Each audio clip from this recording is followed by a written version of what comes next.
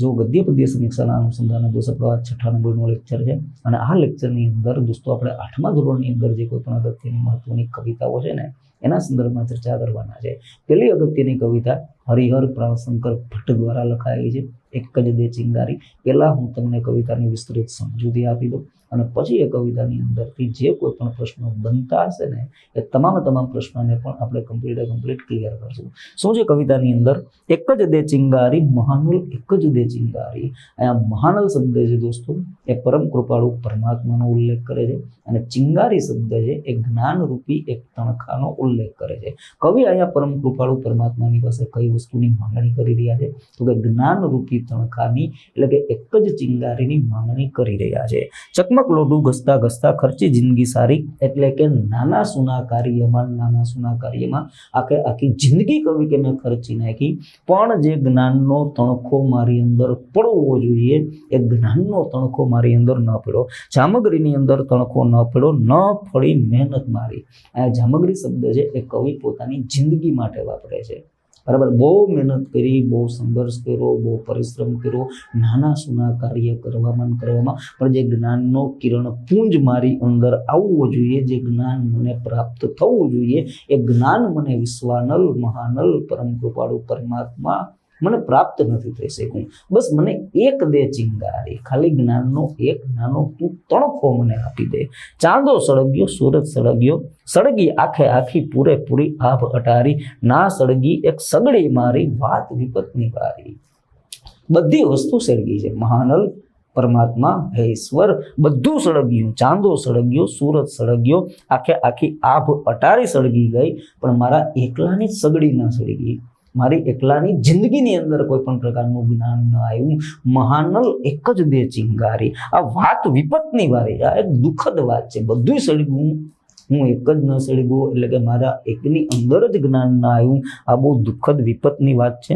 ઠંડીની અંદર મારી કાયા થથરે, હવે તો ખોટી ધીરજ મારી, વિશ્વાનલ હું અધિક ન માગું તમારી પાસે, બસ એક જ દે ચિંગારી, મને ખાલી જ્ઞાન રૂપી એક તણખો આપું ને મારે વધારે વિશેષ એથી કંઈ જોતું નથી। તો એક નાનકડું કાવ્ય હતું દોસ્તો, આરામથી ઇઝીલી રીતે પૂરું થઈ ગયું। કવિ પરમાત્માની પાસે કઈ વસ્તુની માંગણી કરી રહ્યા છે આટલું ખાલી તમારે ધ્યાનમાં લેવાનું છે। અને હવે 3 પ્રશ્ન આપણે એની અંદરથી બનાવ્યા છે। પહેલો પ્રશ્ન, પ્રસ્તુત પંક્તિ અનુસાર ચિંગારી શબ્દ શેનો ઉલ્લેખ કરે છે? તો મેં તમને સ્ટાર્ટિંગની અંદર જ કીધું કે જ્ઞાન રૂપી એક તણખાનો ઉલ્લેખ કરે છે, તો પ્રશ્નનો જવાબ આવશે દોસ્તો એ। પહેલો પ્રશ્ન તમારો ક્લિયર। અને આની પહેલાના લેક્ચરની અંદર પણ મેં તમને કીધું ને હજી એક વખત કહી દઉં કે કવિતાની આપણે સમજૂતી મેળવી લઈએ ને પછી એના જ્યારે સવાલ જવાબની અંદર આવીએ ત્યારે એના સવાલ જવાબને હું સોલ્વ કરાવું એની પહેલાં તમારે 2 મિનિટ માટે વિડીયોને સ્ટોપ કરી દેવાનો અને તમારી જાતે આ બધા પ્રશ્નના જવાબ આપવાની ટ્રાય કરવાની, જેથી કરીને તમને ખ્યાલ આવે દોસ્તો કે તમે જે કવિતા શીખાશો એ પરફેક્ટ રીતે તમે શીખાશો, તમે પરફેક્ટ રીતે આત્મસાત કરી છે કે પછી તમને નથી સમજાણી એનો એક ખ્યાલ આવી જશે। અને શક્ય બને તો ભેગી ગુજરાતીની બુક પણ રાખજો, જે ધોરણની કવિતાને તમે અહીંયા ભણો ને ત્યારે ભેગીની બુક પણ રાખજો। આપેલ શબ્દ સમૂહ માટે પ્રસ્તુત પંક્તિમાંથી તમારે એક શબ્દ ગોતવાનો છે। તોપ કે બંદૂકના દારૂને સળગાવવા માટેનો જે કાકડો હોય એ કાકડાને ક્યાં નામે ઓળખવામાં આવે? આભ અટારી, જામગરી, દારૂગોળો કે સગડી? તો આનો જવાબ આવશે તમારો જામગરી। પણ જામગરી શબ્દ અહીંયા કવિતાની અંદર કવિ પોતાની જિંદગી માટે વાપરે છે, એ પણ તમે જરીક ધ્યાનમાં રાખજો। વિશ્વાનલ શબ્દ પ્રયોગ કવિ કોના માટે કરે છે? પરમાત્મા માટે, પોતાના માટે, વિશ્વનો સૌથી મોટો જે જ્વાળામુખી છે એના માટે કે વિશ્વ યુદ્ધ માટે? તો અહીંયા વિશ્વાનલ શબ્દ અને મહાનલ શબ્દ બંને શબ્દ પરમ કૃપાળુ પરમાત્મા માટે જ આ લખવામાં આવેલા છે, પ્રયોગ કરવામાં આવેલા છે। પહેલી કવિતા દોસ્તો આ તમારી વ્યવસ્થિત રીતે પરફેક્ટ રીતે પૂરી થઈ ગઈ। અને હવે ચર્ચા કરશું બીજી કવિતા।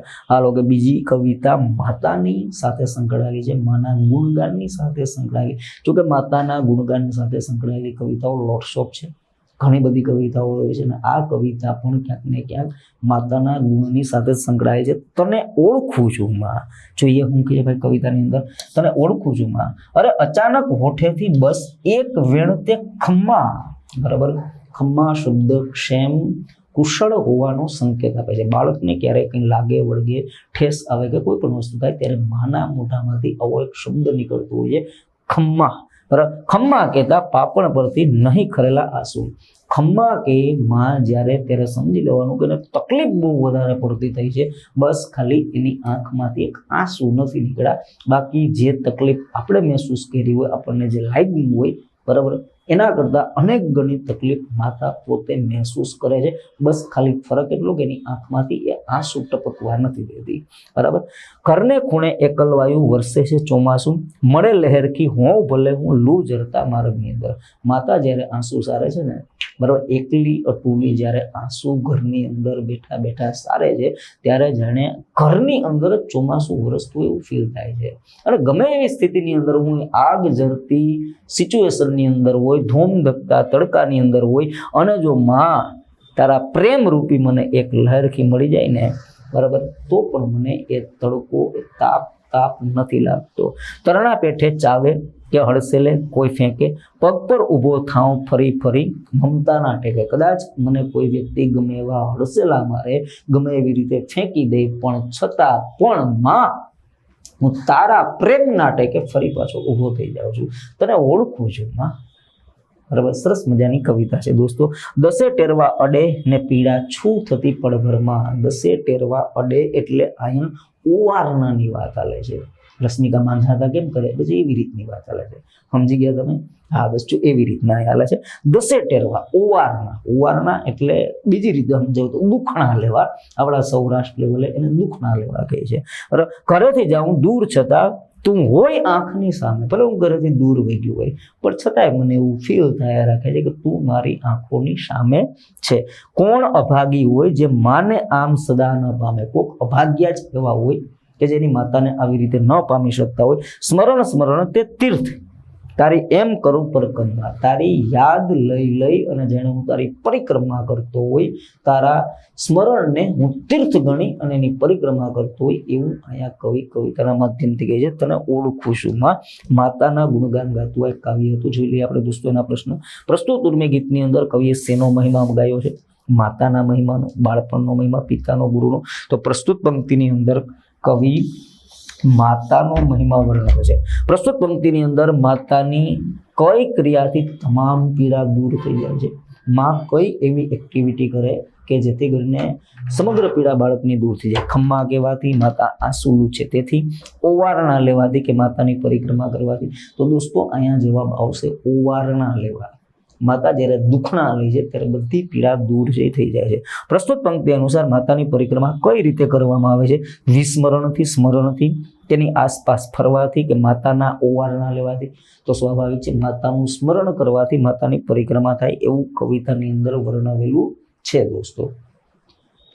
તો બે કવિતા તમારી અહીંયા મસ્ત રીતે પૂરી થઈ ગઈ. હવે ત્રીજી કવિતા આપણે ચાલુ કરશું. ધૂળીએ માર્ગ. ધૂળીએ માર્ગ. જાજી કવિતાઓ નથી ભાઈ, એકદમ નાની કવિતાઓ છે ને, સિમ્પલ કવિતાઓ છે. ધૂળીએ માર્ગ. કોણે કીધું ગરીબ છીએ, કોણે કીધું રાંક, કાં ભૂલી જા મન રે ભોળા આપણા જુદા આંખ. પેલા તો પ્રસ્તુત બે પંક્તિની અંદર અંત્યાનુપ્રાસ અલંકાર બને છે. આંખ અને રાંક, અંતે બે શબ્દ જ્યારે મેચિંગ હોય ત્યારે અંત્યાનુપ્રાસ અલંકાર બનતો હોય છે. કોણીએ કીધું ગરીબ છીએ અને કોણીએ કીધું રાંક છીએ. રાંક એટલે નિર્માલ્યવાળા, નબળા. કોણીએ કીધું ગરીબ છીએ, કોણીએ કીધું રાંક, કાં ભૂલી જા મન રે ભોળા આપણા જુદા આંખ. બસ કવિ પાસે ખાલી થોડીક વસ્તુ નથી. હું નથી, થોડાક નથી સિક્કા પાસ, થોડીક નથી નોટ. એમાં તે શું બગડી ગયું, એમાં તે શું ખોટ. હા, કોણીએ કીધું ગરીબ છીએ, કોણીએ કીધું રાંક, કાં ભૂલી જા મન રે ભોળા આપણા જુદા આંખ. બસ ખાલી થોડાક સિક્કા નથી પાસે, ખાલી થોડીક નોટો નથી પાસે, એમાં તે શું બગડી ગયું, એમાં તે શું ખોટ. ઉપરવાળી બેંક બેઠી છે આપણી માલમમાલ. એટલે પરમ કૃપાળુ પરમાત્માની વાત અહીંયા થઈ રહી છે. ઉપરવાળી બેંક એટલે આરબીઆઈ ના કરતા ઈશ્વરની વાત ચાલે છે. આજનું ખાણું આજ આપે ને કાલની વાત કાલ. બરાબર. આજનું ખાણું આજ આપે, કાલની વાત. એ ભગવાન પરમ કૃપાળુ પરમાત્મા ક્યારેય કોઈ વ્યક્તિને ભૂખો સુવડાવતો નથી, ટાણાનું આપી દે છે. તમારું એક સ્ટોરી સાંભળી હોય કદાચ દોસ્તો, કે એક વખત શંકર ભગવાન અને માતા પાર્વતી બે વાતચીત કરતા હતા. અને વાતચીત દરમિયાન પાર્વતીજીએ ભોળાનાથને પ્રશ્ન કર્યો કે પ્રભુ, આવડી મોટી પૃથ્વી છે, આની ઉપર કોઈ જીવ જંતુ તો એવું હશે ને કે જેને જમવાનું નહીં મળતું એવું કરતું? ત્યારે ભગવાન ભોળાનાથ એમ કહે છે કે ના, ના પાર્વતી, બરાબર, એવું નથી હોતું. દુનિયાની અંદર કોઈ વ્યક્તિ એવો નથી કે એ ભૂખો સૂતો હોય. ભગવાન ઉઠાડે ભલે ભૂખા, પણ ભૂખા ક્યારે કોઈ વ્યક્તિને સુવા નથી દેતા, બરાબર છે. તો પાર્વતી માતાને એવું વિચાર આવે કે તો મારે ભોળાનાથની કસોટી કરવી છે. એટલે પાર્વતી માતાએ કીડી પકડી, બરાબર, અને કીડીને એક ડાબલીની અંદર પૂરી દીધી, બરાબર. અને 2 દિવસ સુધી રાખી. પછી ભોળાનાથની પાસે આવ્યા, પ્રભુ તમે કહેતા હતા કે દુનિયાની અંદર કોઈ ભૂખું નથી રહેતું, બરોબર ને? હા, હું તમને બતાવું તો ભૂખું હોય એવું બોલું. તમે એમ કહો છો કે હું કોઈને ભૂખા નથી સુવા દેતો, હું તમને ભૂખું બતાવું તો, બરાબર. ત્યારે ભોળાનાથ કહે કે ન હોય, પોસિબલ જ નથી. ત્યારે પાર્વતીજી ઓલી જે ડબલી લઈ આવે જેની અંદર એની કીડી પૂરી હતી, અને ડબલીને ખોલે ને તો કીડી અંદર બેઠી બેઠી એક ચોખાનો દાણો ખાતી હતી. હા, એટલે ભોળાનાથે વાત કરી કે જો છે ભૂખી, ખાય છે ને એ, બરાબર. જે તે સમયે પાર્વતીજી જ્યારે કીડીને પૂરવા ગયા ત્યારે એના કપાળે કુમકુમ ચોખાનો ચાંદલો ગયેલો હતો, એમાંથી એક ચોખાનો દાણો પડી ગયો હતો, કીડી ખાતી હતી. એટલે ઉપરવાળી બેંક બેઠી છે માલમ માલ, આજનું ખાણું આજ આપે ને કાલની વાત કાલ. કોણીએ કીધું ગરીબ છીએ, કોણીએ કીધું રાખ, બરાબર. ધૂળીએ માર્ગ કંઈક મળે જો આપણા જેવો સાથ, સુખ દુઃખની વાર્તા કહેતા બાથમાં ભીડી ભાગ. આ ધૂળીએ માર્ગ આપણે જઈ રહ્યા છે, જિંદગીનો અંત મૃત્યુ સુધી પહોંચવાનું છે. અને આ રસ્તામાં કોઈનો સાથ જો કદાચ મળી જાય ને તો એની સાથે સુખ દુઃખની વાતો કરતા કરતા હાથમાં હાથ ભીડી અને આપણે ચાલવું જોઈએ. ખુલ્લા ખેતર અડખે પડખે માથે નીલું આબ, વચ્ચે નાનું ગામડું બેઠું ક્યાં આવો છે લાભ. હા, જો ભાઈ સરસ મજાની વાતનું વર્ણન કર્યું છે. ખુલ્લા ખેતર અડખે પડખે, આજુબાજુની અંદર ખુલ્લા ખેતર છે, માથે નીલું નીલું અંબર છે, આભ છે, બરાબર, વચ્ચે નાનું ગામડું બેઠું છે. આવું ક્યાં હોય? બરાબર, આવી સ્થિતિ તો ક્યાંય નહીં હોય. સોનાની તો સાંકડી ગલી, હેતુ ગણતું હેત, દોઢિયા માટે દોડતા એમાં જીવતા જોને પ્રેત. દોઢિયું એટલે 1.5 પૈસાનો સિક્કો, અને એની પાછળ જે આ લોકોએ પ્રેતની માફક માણસોએ જે દોટ મૂકી છે એનું આ વર્ણન કવિ કરી રહ્યા છે. આ માણસને પ્રેત સાથે, ભૂત સાથે કમ્પેર કર્યો છે કે ભૂતની જેમ એ દોઢિયા માટે 1.5 પૈસાના સિક્કા માટે દોડાદોડી કરી રહ્યા છે, બરાબર. માનવી ભાડી અમથું અમથું આપણું ફોરેવાલ, નોટ ને સિક્કા નાક નદીમાં ધૂળીએ માર્ગ આવે. આ તારી પાસે જે છે નોટ ને સિક્કા બધું નાક નદીમાં ધૂળીએ માર્ગ આવે, બરાબર. સરસ મજાની કવિતા છે, ગુલાલ અને ગુંજરમાંથી લેવામાં આવેલી છે. આ લોકો તો એ કવિતા તમારી ક્લોઝ થઈ ગઈ. હવેના પ્રશ્ન જોઈએ. પ્રસ્તુત પંક્તિ અનુસાર ધૂળિયો માર્ગ એટલે ધન સંપત્તિની લાલચ વાળો માર્ગ, ગામડાનો માર્ગ, કાચો રસ્તો કે સાત્વિક જીવનનો માર્ગ. અહીંયા કવિ આપણને કાવ્યના માધ્યમથી સાદું સાત્વિક જીવન જીવવાની વાત કરે છે. ક્યાંય મોજ મજાની એકદમ ભપકો નહીં દોસ્તો, બરાબર. સાદું સાત્વિક જીવન જીવવાની કવિ અહીં વાત કરે છે, સિમ્પલ જીવન જીવવું જોઈએ. પ્રસ્તુત પંક્તિમાં પૈસા પાછળ રઘવાયા થયેલા લોકો માટે કયો શબ્દ વાપર્યો છે? પ્રેત શબ્દ વાપર્યો છે. ભૂત એટલે પ્રેત જ થાય, પણ ભૂત શબ્દ નથી વાપર્યો, પ્રેત વાપર્યો છે. એટલે આપણે પ્રેત ઉપર જ ફોકસ કરશું. કોણીએ કીધું ગરીબ છીએ, કોણીએ કીધું રાહ, કાં ભૂલી જા મન રે ભોળા આપણા જુદા આંગ. પ્રસ્તુત પંક્તિની અંદર વપરાયેલ અલંકાર ઓળખાવો. અંત્યાનો અલંકાર છે, બરાબર. અહીંયા શંખ નહીં, અહીંયા રાંક અને અહીંયા આંક આવશે, બરાબર. કોઈ પણ પંક્તિના જ્યારે છેલ્લા 2 અક્ષરના પ્રાસ મળતા હોય, છેલ્લા 2 અક્ષર મેચિંગ હોય ત્યારે અંત્યાનુપ્રાસ અલંકાર બને છે. કશા સ્વાર્થ વગરનું આપેલ શબ્દ સમૂહ માટેનો એક શબ્દ પંક્તિઓમાંથી તમારે ગોતવાનો છે, તો અમથું એનો જવાબ આવશે. કશા સ્વાર્થ વગરનું, અહીંયા તમે નિસ્વાર્થ જવાબ નહીં આપી શકો, અમથું જવાબ આવશે, બરાબર. ચલો ભાઈ, 3 કવિતા પૂરી થઈ ગઈ છે. કઈ 3 કવિતા પૂરી થઈ? એક જ દે ચિંગારી મહાનલ, એક જ દે ચિંગારી, ચકમક લોઢું ઘસતા ઘસતા ખર્ચી જિંદગી સારી, બરાબર. જામગરીમાં તણખો ન પેલો મારી, એક જ દે ચિંગારી મહાનલ, એક જ દે ચિંગારી. બહુ મસ્ત કવિતા છે. જ્ઞાન રૂપી કિરણ પુંજ માગી રહ્યા છે, જ્ઞાનનો તણખો કવિ માગી રહ્યા છે. પછીની 2nd નંબરની કવિતા હતી તને ઓળખું છું માં. પર 3જા નંબરની કવિતા ધૂળીએ માર્ગ ચાલ, સાત્વિક જીવન ઉપર હાલ, મોજ મજા છોડ, આ ભપકાવાળી જિંદગી છોડ, કિટ્ટી પાર્ટીને મૂકી દે, બરાબર. બધી વસ્તુને છોડી દે અને સાત્વિક જીવન જીવવાની વાત કવિ અહીંયા કરી રહ્યા છે. 4થી કવિતા જોઈએ દોસ્તો હવે. આજ આનંદ, હો મસ્ત કવિતા છે. ઉત્તર દખણથી ચડી વાદળી રેલોલ, ઝીણી ઝીણી જગુકે છે વીજ જો, આજ રે આનંદ મારે આંગણે રેલોલ, ઓ સખી આજ રે આનંદ મારે આંગણે. લોકગીત છે દોસ્તો, લોકગીત છે. ઉત્તર દક્ષિણથી વાદળી ચડી છે, બરાબર. જો મસ્ત કવિતા છે, બહુ લોકગીત એટલે અદ્ભુત અદ્ભુત અદ્ભુત. ઘણા કવિઓ આવ્યા, ઘણા લેખકો આવ્યા, પણ લોકગીતને જે માણવાની, લોકગીતનો જે આનંદ છે એ કંઈક અલગ જ વસ્તુ છે. ઉત્તર દક્ષિણથી વાદળી ચડી છે, વાદળા ચડ્યા છે, બરાબર. ઝીણી ઝીણી એની અંદર વીજળી થઈ રહી છે. ઉત્તર દિશામાંથી અને દક્ષિણ દિશામાંથી વાદળો આવ્યા છે, અને એ વાદળાઓની અંદર ટૂંકમાં વરસાદ અંધાર્યો છે અને એમાં વીજળી થઈ રહી છે. આજ આનંદ મારા આંગણે રહ્યો. હાલો, વરસાદ થવાની તૈયારી છે. આજ આનંદ છે ભાઈ દોસ્તો. ખેડૂતના માથે લીલા મૂળિયા રેલો. વાવણીની સિચ્યુએશન છે ભાઈ, વાવણીની સિચ્યુએશન છે. વાદળા થયા છે, વીજળી થઈ રહી છે, વરસાદ આવવાની તૈયારીમાં છે. હાલો ભેરું ગામડે થઈ જાઓ તૈયાર, વાવેતર કરવાની તૈયારી છે, બરાબર. ખેડૂના માથે લીલા મૂળિયા, બરાબર, બાંધી લીધા છે સાપા બાપા. ધોરીડાની કોટે, ધોરીડા એટલે બળદ, બળદ માટે ધોરીડા શબ્દ વાપર્યો છે. કોટ એટલે ડોક, એની ડોકમાં ઘૂઘરમાળ બાંધી દેવામાં આવેલા છે, બરાબર. વીરના વાવણીએ હિરલા જડિયા રેલો, જયા નહીં જડિયા રેલો. ભાઈના વાવણીએ, ભાઈ પાસે વાવણીઓ છે, બરાબર. ખેડૂએ મૂળિયા મૂળિયા બાંધી લીધા છે.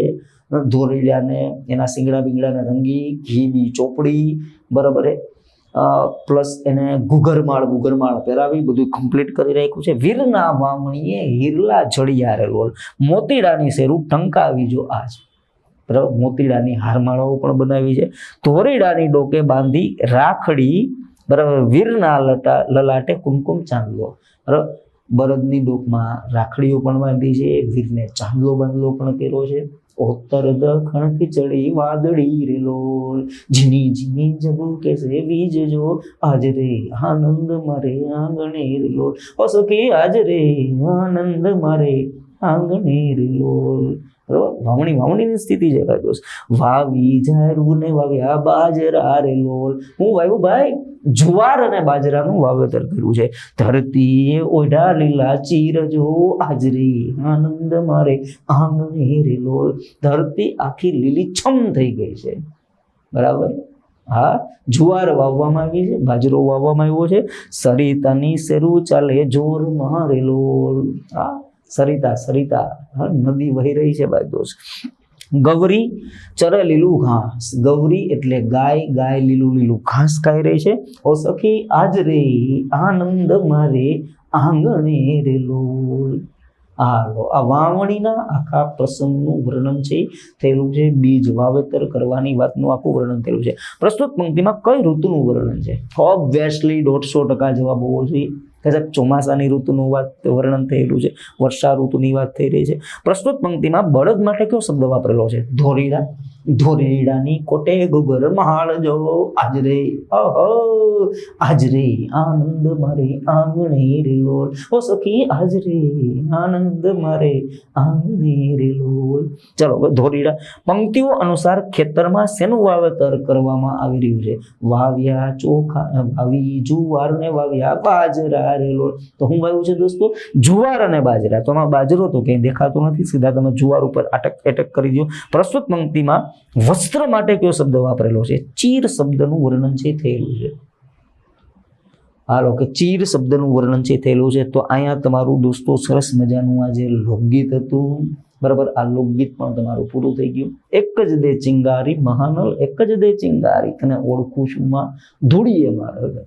કોણીએ કીધું ગરીબ છે, કોણીએ કીધું રાગ, કાં ભૂલી જા મને રે ભોળા આપણા જુદા આંખ. થોડી નથી પૈસા પાંચ, થોડી નથી નોટો પાંચ, એમાં તે શું થઈ ગયું, એમાં તે શું ખોટ. ઉપરવાળી બેઠ બેસી છે આપણી માલમ માલ, આજનું ખાણું આજ આપે, કાલની વાતો કાલ. હાલો, ઓકે. અને વડાવી બા આવી.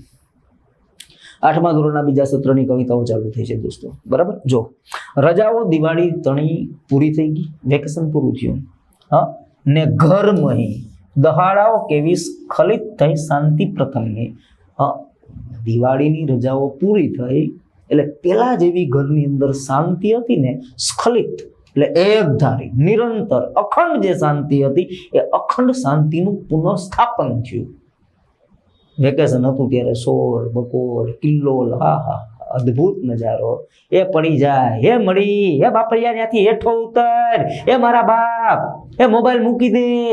હા, પણ જેવું વેકેશન પૂરું થયું તો ઘરની અંદર પાછી પેલા જેવી જ હતી એવી સ્ખલિત એટલે કે એક ધારી સતત નિરંતર પાછી શાંતિ પેલાની જેમ જ છવાઈ ગઈ. વસલા ધંધાર્થે દૂર સુદૂર સંતાન નિજના જવાના કાલે તો જનકજનની તે ઘર તણા. જે એના સંતાનો છે એ બધા જે દૂર સુદૂર ક્ષેત્રની અંદર દૂર દૂરના વિસ્તારની અંદર કામ કરી રહ્યા છે તો કાલે તો બધા વયા જવાના છે પોતપોતાના વતનની અંદર. સદાના ગંગામાં સ્વરૂપ ઘરડા ફોય. ગંગા સ્વરૂપ એટલે કે જેમના પતિનું મૃત્યુ થઈ ગયું હોય એવી સ્ત્રીને ગંગા સ્વરૂપ કહેવાય છે. એવી સ્ત્રીના માનમાં ગંગા સ્વરૂપ શબ્દનો ઉલ્લેખ છે જોવા મળે છે. લખાયેલા કર્મોને વિરહ મિલને તે રજનીએ નિહાળ્યા સૌ વચ્ચે નિયમિત કરી બેઠો નિજ જગા ઉવેખી એને સૌ જરઠ વળી વાતે સૂઈ ગયા. ધ્યાન રાખજો દોસ્તો, નિરાતે શાંતિથી સમજીએ. ફરી એક વખત રજાઓ દિવાળી તણી પૂરી થઈ ગઈ છે. ઘરની અંદર ફરી પાછી નીરવ શાંતિ છવાઈ ગઈ છે. બરાબર, જે કોઈ પણ સંતાનો હતા એ બધા જવાના છે. ઘરની અંદર ઘરડા એક ફોય છે. બરાબર, સૌએ લખાયેલા કર્મે વિરહ મિલન તે રજની વિરહ અને મિલનની આખી ઘડી આવી ચૂકી છે. નિહાળ્યા સૌ વચ્ચે નિયત કરી બેઠો નિજ જગ્યા, કોઈ એક જગ્યાએ બેસી બધાને નિહાળ્યા. બરાબર, ઉવેખી એને સૌ જરઠ. ધ્યાન રાખજો, જઠર નથી આ જરઠ. જે જરઠ એટલે વૃદ્ધ થાય દોસ્તો, જઠર નથી, જરઠ શબ્દ છે, ધ્યાન રાખજો. સવારે ભાભીનું ભર્યું ઘર લઈ ભાઈ ઉપડ્યા. ભાઈ ને ભાભી સવારના પોરમાં ઉપડ્યા. ગઈ અડધી વસ્તી ઘર થયું સાંજ સગડું. અડધી વસ્તી તો ઘરની વહી ગઈ, દેશની વસ્તીની વાત નથી. ભાઈ ભાભીની બધા ઉપડ્યા એટલે જેને ઘરમાંથી અડધી વસ્તી તો વહી ગઈ. બપોરે બે ભાઈ અવર ઉપડ્યા. બરાબર, એટલે કે અવર એટલે બીજા.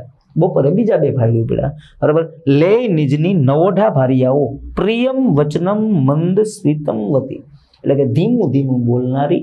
બરાબર, પ્રિયમ વચનમ મંદ સ્મિત એટલે કે ધીમે બોલતી અને ધીમું ધીમું હાસ્ય કરતી.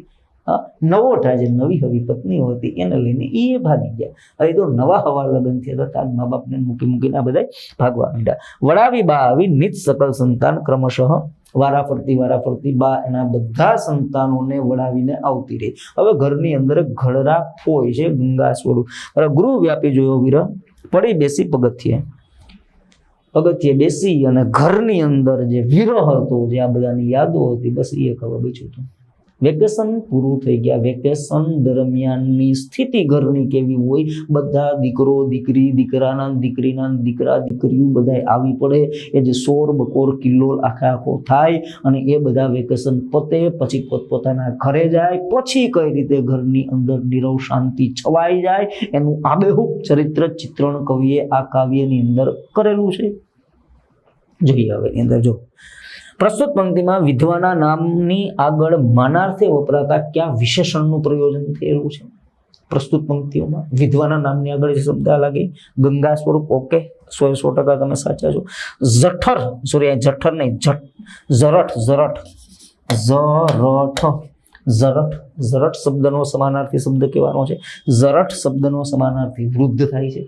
ઝરઠ, જઠર નહીં, પેટ હોજરી નહીં, ઝરઠની વાત છે. ઝરઠ એટલે વૃદ્ધ, જઠર એટલે બરોબર તમે જે કહ્યું પેટના અંદર. પ્રસ્તુત પંક્તિમાં કવિએ કઈ વાતનું નિરૂપણ કરેલું છે? કી નહીં, કઈ વાતનું નિરૂપણ કરેલું છે? વિધવાના દુઃખનું, સ્વજન વિયોગનું, સંતાનના મૃત્યુનું, આપેલ તમામ. તો અહીંયા જવાબ આવશે દોસ્તો તમારું સ્વજન વિયોગ. પોતાના જ્યારે દૂર થતા હોય અને એનો જે વિયોગ છે, એનો જે વિરહ છે, એ વિરહનું પ્રસ્તુત કાવ્યની અંદર વર્ણન છે થયેલું છે. તો આ તમારી કવિતા પૂરી થઈ ગઈ દોસ્તો. હવે વાત કરીએ ત્યાર પછી શરૂઆત કરીએ. બધી વસ્તુને, બધી ઝંઝટને ભૂકી હાલને દોસ્ત હવે આજથી જ આ નવી શરૂઆત કરીએ. આજથી નવેહરથી નવી ઘોડી નવો દા દોસ્તો. આવનારી સૌ ખુશીની વાત કરીએ. બધું ભૂલી જાઓ, હવે જે ખુશી આવી રહી છે એની વાત કરો ને. બરાબર, સારું હું થવાનું છે એની વાત કરો. હું થઈ ગયું એને ભૂલી જાઓ. ચાલ ને ફરી એક વખત નવી શરૂઆત કરીએ. એક નવી શરૂઆતની શરૂઆત કરીએ.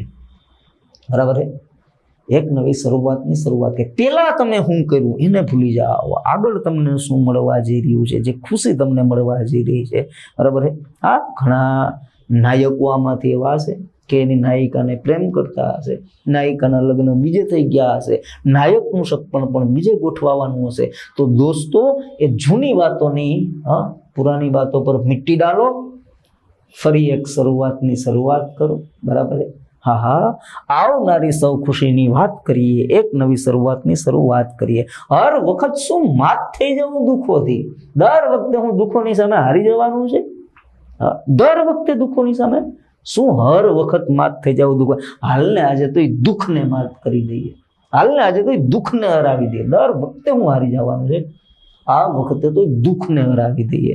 બહારથી દેખાય જેવી સ્વચ્છ સુંદર આજે જિંદગી, હાલને અંદરથી એવી છાત કરીએ. જેવી રીતે બહાર ટાપટીપ કરીને આપણે આપણી જિંદગીને રાખી છે ને દોસ્ત, અંદરથી પણ આપણે આપણી જાતને એવી સરસ મજાની સુઘડ અને સ્વચ્છ બનાવીએ. હોઈએ ત્યાં મહેકતું કરીએ બધું, ઘર નગર આખું જગત રળિયાત કરીએ. જ્યાં હોઈએ ને ત્યાં બધું હારું હારું કરી દઈએ, મહેકતું કરી દઈએ. આપણે જ્યાં હોઈએ ત્યાં બધું સારું જ હોવું જોઈએ, બસ બીજું કંઈ નહીં. બરાબર? જે મળ્યું એને કરી સૌ સવાયું, આવનારી કાલને સોગાત કરીએ. જે મળ્યું છે આપણને અત્યારે જે વસ્તુ પ્રાપ્ત થઈ છે એને મળી એના કરતા હવાઈ કરી, સારી કરી. પર્યાવરણ, જળ, જમીન, આ તે બધી વસ્તુ જે મળી છે એને મળી એના કરતા સવાઈ કરી આવનારી પેઢીને આપણે ભેટમાં આપીએ, સોગાત તરીકે આપીએ. ચાલને એક નવી શરૂઆત કરીએ. પુરાની બાતો પર મારો મિટ્ટી, નવી શરૂઆતની વાત કવિ કરી રહ્યા છે. ચાલો આગળ જોઈએ. દર વખતે હું દુઃખોથી હારી જાઉં, આ વખતે તો દુઃખને હરાવી દઈએ. બહારથી જેવી જિંદગી છે એવી જ અંદરથી કરી નાખીએ. જ્યાં છીએ ત્યાં બધું મહેકતું કરી દઈએ. જે આપણને પ્રાપ્ત થયું છે એની અંદર હવાયું કરીને આપણી આવનારી પેઢીને આપણે આપીએ. પ્રસ્તુત પંક્તિ અનુસાર કવિ કોને હરાવવાની વાત કરે છે? દુઃખને, સુંદરતાની જાતને, કોઈ નહીં. દુઃખને માત કરવાની વાત કરી રહ્યા છે.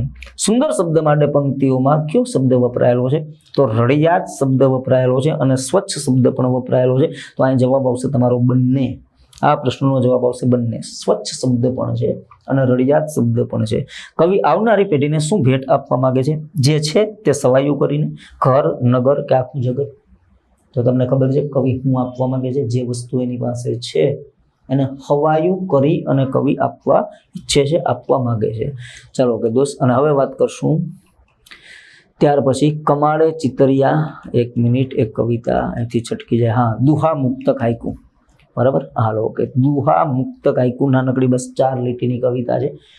જોઈ લઈએ. એની અંદર વિપત પડે ના વલખી, વલખે વિપત ન જાય. દુઃખ આવે, કષ્ટ આવે તો એમાં વલખવાનું નથી, વલખા નથી મારવાના. બરાબર? વલખા મારવાથી દુઃખ જવાનું નથી.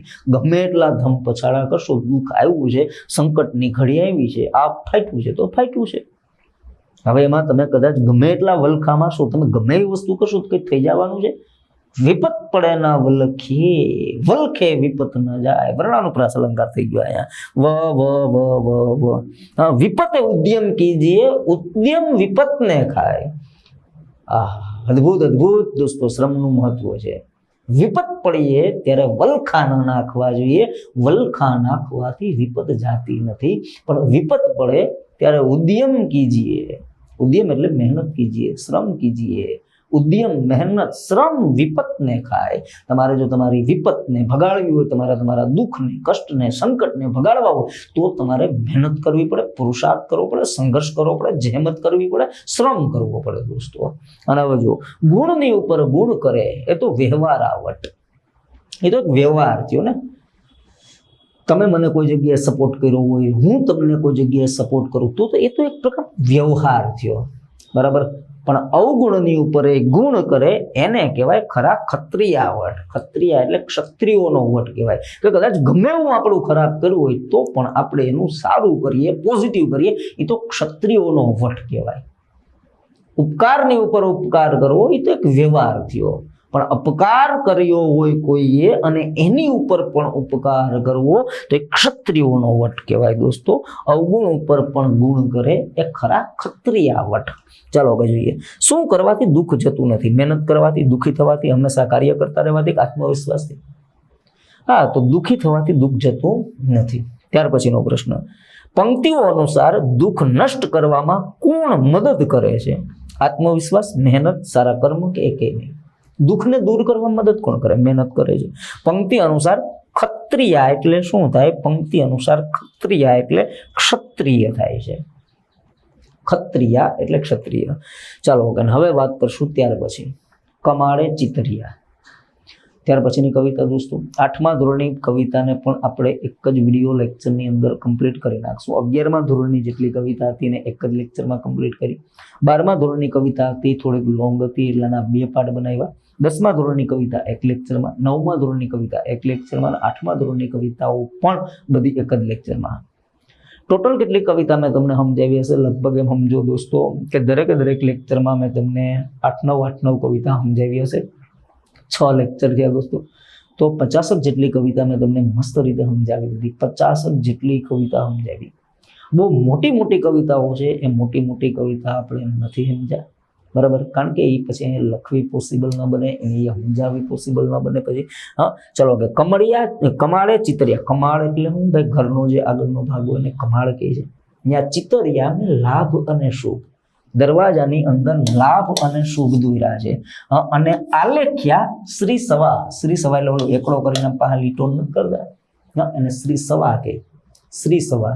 ચલો ઓકે, તો દરવાજાની ઉપર લાભ લખ્યું છે, શુભ લખ્યું છે, શ્રી સવા લખ્યું છે. સુખ આવશે અમારા સરનામે, તાંબાના તરભાણે કંકુ લીધું. તાંબાનું એક ભાણું લઈને એની અંદર કંકુ લીધું, બરાબર? ને એમાં આચમની પાણીની ઢોળી. આચમની એટલે એક પ્રકારે હોમવા માટેની વસ્તુ હોય છે, બરાબર? પાણીની ઢોળી આવી રીતે હોમવા માટે યુઝ કરતા. આચમની પાણીની ઢોળી, બરાબર? લાભ લેખું, શુભ લેખું, શ્રી સવા લેખું, તરભાણું લીધું, એમાં કંકુને કોયડું, આચમનીની મદદથી પાણીનો ઢોળ કર્યો, બરાબર? જમણા તે હાથે તણી આંગળીઓએ હેત દઈ હળવેથી રહી ધોળી. જમણા હાથેથી, બરાબર, આંગળીઓનો ગોળ દઈ અને આવી રીતે ધીરે ધીરે હલાવવામાં આવી રહ્યું છે. સ્નેહ તણા સાથિયા, જ્યાં આંખે અંજાયા, સુખ આવશે અમારા સરનામે. સ્નેહનો સાથીઓ દોરો. પછી હાલો જોજો ભાઈ, જોજો. બરાબર, તરભાણાની અંદર કંકુ નાખ્યું, આચમનીની મદદથી એની અંદર પાણી નાખ્યું, ધીમે ધીમે એને હલાવ્યું અને પછી પ્રેમથી સ્વસ્તિક સાથીઓ દોરો. આવી બધી વસ્તુ કરવાથી કવિ એમ કહે છે કે અમારા ઘરે સુખ આવશે. લાભ દોર્યું, શુભ દોર્યું, શ્રી સવા દોર્યું, તરભાણાની અંદર કંકુ લઈ એમાં આચમનીની મદદથી પાણી ઢોરી નિરાતે ધીમા હાથે એને હલાવી પ્રેમથી સ્વસ્તિક દોર્યું, બરાબર? અવસરના તોરણિયા લીલું હશે ને કહે હૈયામાં હેત ભરી આવો, બરાબર? જોઈએ આગળ. લાખેણી લાગણીઓ લહેરાતી જાય, કહે લૂંટી લ્યો વહાલ ભર્યો લાવો, મરજાદી ઉમરાને ઠેસે વટાવતીક દોડી આવ્યું છું હું જ સામે, બરાબર? ઉંબરું કોને કહેવાય એ તમને ખ્યાલ છે. લાખેણી લાગણીઓ. લાખેણી લાગણી એટલે લાગણી વધારે પડતી છે, લાખો ગણી લાગણી છે, બરાબર? લહેરાતી જાય અને કહે લૂંટી લ્યો આ જે વાલ ભર્યો જે લાવો છે, લાવો ફરી આવો લાવો ક્યારેય નહીં આવે, બરાબર? મરજાદી ઉમરાને ઠેસે વટાવતીક દોડી આવું છું. મર્યાદા, મરજાદી એટલે મર્યાદા, ઉમરાની વટાવી અને હું દોડતી આવું છું, બરાબર? સુખ આવશે અમારા સરનામે, બરાબર? નાનું શું આખું ને મોટેરી આશા. નાનકડી આખું એટલે જિંદગી, આખું એટલે આંખો નહીં, અને મોટી બધી આશાઓ છે. એમાં થઈ જાતી કેટલીય ભૂલ, ખીલવા અને ખરવાની વચ્ચે જીવતા જાણે છે આ ફૂલ, બરાબર? ત્યાર પછીની લીટી, સંબંધ આવું તો છે મહેકે થાવું, એને મુલાવી શક્ય આમે, સુખ આવશે અમારા સરનામે, બરાબર? સરસ મજાની કવિતા છે દોસ્તો. બધી વ્યવસ્થા એવી કરી છે કે જેથી કરીને ઘરની અંદર સુખ શાંતિ આવે, બરાબર? એવી આખી ગોઠવણ છે કરી છે. હવે એના પ્રશ્ન જોઈએ. ધર્મ વિધિ માટે વપરાતી જે તાંબાની તાસક છે એ ક્યાં નામે આમાં પ્રયોજવામાં આવ્યું છે? એના માટે ધર્મ વિધિમાં જે તાંબાની તાસક વપરાય એના માટે શબ્દ તો તરભાણું શબ્દ એના માટે વાપરેલો છે. સાથીઓ શેનું પ્રતીક છે? અમંગળ કાર્યનું, મંગળ કાર્યનું, કાર્યની પૂર્ણાહુતિનું કે એક પણ? તો સાથીઓ દોસ્તો મંગળ કાર્યનું પ્રતીક છે. પ્રસંગ, તક, લાગ, સામે, વખત વગેરેના સમાનાર્થી શબ્દ પંક્તિની અંદરથી તમારે શોધવાના છે, બરાબર? પ્રસંગ, તક, લાગ, સામે. એક જ મિનિટ, આમાં ઘણું બધું છે, બરાબર? પ્રસંગ લખો ને, ખાલી આ બધી વસ્તુને કાઢી નાખો, બરાબર? પ્રસંગ એના માટેનો શબ્દ તમારે શોધવાનો છે, બરાબર? ઉત્સવ, લાભ અને શુભ, અવસર કે શ્રી સવા. પ્રસંગ માટે કયો શબ્દ વપરાવાનો છે? પંક્તિઓમાં. જો કે પ્રસંગ એટલે ઉત્સવ થાય, ઘણું બધું થાય, પણ અહીંયા પ્રસંગ માટે પંક્તિઓમાં અવસર શબ્દ વપરાયેલો છે કે અમારા ઘરે સરનામે આવશે, સુખ આવશે, અવસર છે એવા શબ્દ જો આપણને મળે. ત્યારબાદ આવકારો. જોઈએ આવકારો કવિતા દોસ્તો, નાનકડી કવિતા છે અને સરસ મજાનું એક આ ભજન છે. હેજી તારા આંગણિયા પૂછીને જે કોઈ આવે રે આવકારો મીઠો આપજે. બરાબર. અતિથિ દેવોની ભાવનાને સાકાર કરતું આ સરસ મજાનું કાવ્ય છે કે તમારા આંગણે કોઈ આવે તો એને આવકારો સારો આપજો. બરાબર. ચા પીવી તો બનાવીએ, એમ નહીં ચા બનાવવો જ, બીજી વાત નથી કરવાની થતી. બરાબર. જો હેજી તારા આંગણિયા પૂછીને જે કોઈ આવે રે આવકારો મીઠો આપજે, એને આદર ભાવ આપજે, એને આવકારો આપજે. હેજી તારી પાસે રે સંકટ કોઈ સંભળાવે બને તો તું થોડું કાપજે, એટલે કે એને સાંભળજે અને મદદ કરજે. તારા આંગણે કોઈ આવે તો એને આવકારો આપજે, એના સંકટ એના દુઃખ તને જો એ સંભળાવે તો એ સાંભળજે અને બની શકે તો એને એટલી મદદ પણ કરજે. માનવીની પાસે કોઈ માનવી ન આવે રે હેજી તારા દિવસો દેખીને દુખિયા આવે. અટાણા માણાની પાસે કોઈ માણા જવા તૈયાર નથી, પણ તારા દિવસો સારા છે એટલે તારી પાસે કોઈ આવ્યું છે. બરાબર. એને આવકારો મીઠો આપજે. હેજી તારા આંગણિયા હે પૂછીને જે કોઈ આવે રે. આવું ભજન પણ બનેલું છે દોસ્તો. બરાબર. કેમ તમે આવ્યા છો એમ નવ કહેજે, હેજી એને ધીરે ધીરે તું બોલવા દેજે. તમે શું કરવા આવ્યા, કે કામ હતું એટલે આવ્યા? નહીં, એવું તું ન કહેજે, એને ધીમે ધીમે સામેથી તું બોલવા દેજે. હેજી તારા આંગણિયા પૂછીને જે કોઈ આવે એને આવકારો મીઠો આપજે. બરાબર.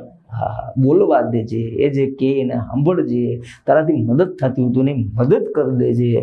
હા, વાત એની સાંભળી આડું નવ જોજે, હેજી એને માથું રે હલાવી મુકારો દેજે. જે વાતું કરે એમાં તું આમ આડાવડું ના જોતો, એની વાતમાં પૂરું ફોકસ રાખીને કે હા એને હુંકારા દેજે. હા હા, ના ના, બરોબર છે, બરોબર છે, એને હુંકારો આપજે પરફેક્ટ રીતે.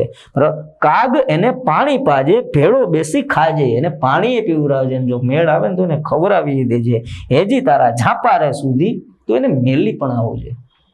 કાગ એટલે કવિશ્રી દુલાભાઈ કાગનું આ સરસ મજાનું ભજન છે અને કાગ શબ્દ એમણે પોતાના માટે વાપરેલો છે, પ્રયોગ કરેલો છે. મજાદર ગામ અથવા સોડવદરા ગામના વતની કવિશ્રી દુલાભાઈ કાગ. હેજી તારો આવકારો આંગણિયા પૂછીને કોઈ આવે તો એને આવકારો આદર ભાવ એને આપજે.